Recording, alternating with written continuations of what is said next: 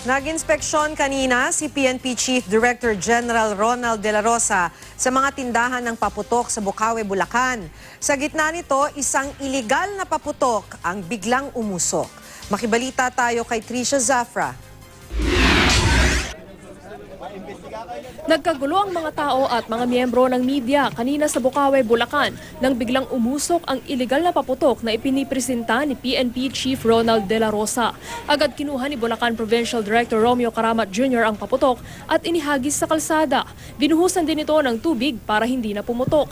Matapos ang kaguluhan, ipinagpatuloy ng PNP Chief ang pagsira sa mga iligal na paputok na nakumpiska ng Bulacan PNP. Nilunsad naman ngayong araw ng Philippine National Police ang music video na maghihikayat sa publiko na huwag nang gumamit ng paputok. Pinamagatan itong dobleng sabog sa bagong taon. Mapapanood ito sa social media account ng PNP simula ngayong araw. Tampok sa music video ang mga puppet na sina Tatay Digong, Chief Bato, PO1 Matikas, Boy Watusi, Boy Sabog at Boy Putok. Ginawang kahali-halina ang music video para sa mga bata dahil sila raw ang madalas mabiktima ng paputok.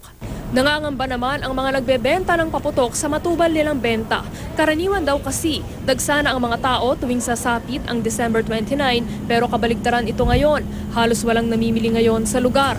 Ayon sa mga nagtitinda ng paputok, posibleng inakala ng mga mamimili na may total ban na ang mga paputok. Maaari raw nakaapekto ang pagsabog ng mga bentahan ng paputok sa Bukawi at Santa Maria, Bulacan kamakailan lang. Nakaapekto po talaga yung sa mga sunog, ganun po.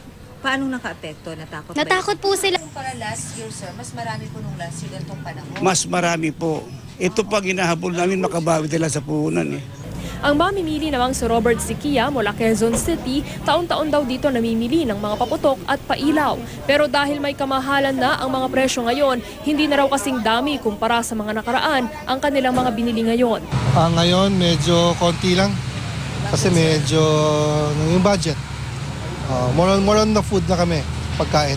Sa isang compound din na bentahan ng mga paputok, mas kakaunti ang mga namimili kumpara sa mga nakalipas na taon. Namumula naman ang mata ng 21 anyos na lalaki matapos daw siyang paputukan ng boga ng kanyang kapitbahay sa barangay Santa Rosa, Bangged, Abra. Ayon sa biktima, itinutok ng isang minor de edad na lalaki ang boga sa kanyang mukha saka pinaputok. Naginakaw kami lang, sir. Bigla na lang mo ito nga kasi yung paitorong kinyakon. Mahigpit na ipinagbabawal ang paggamit ng iligal na paputok sa lugar, pero patuloy pa rin daw ang pagpapaputok ng ipinagbabawal na boga sa lugar. Trisha Zafra, GMA News.